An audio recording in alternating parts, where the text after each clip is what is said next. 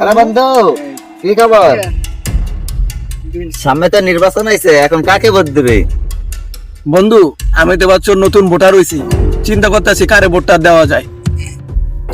আমিও এবছর নতুন ভোটার হয়েছি, তাই সিদ্ধান্ত নিচ্ছে সিফাতুল্লাহ জনকল্যাণ পার্টির আজিম ভাইকে বেগুন মার্কায় ভোট দেব।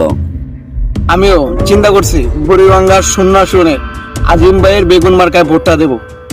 শোন বন্ধু, বাংলাদেশ গণতান্ত্রিক অধিকার, আমার ভোট আমি দেব, যাকে খুশি তাকে দেব।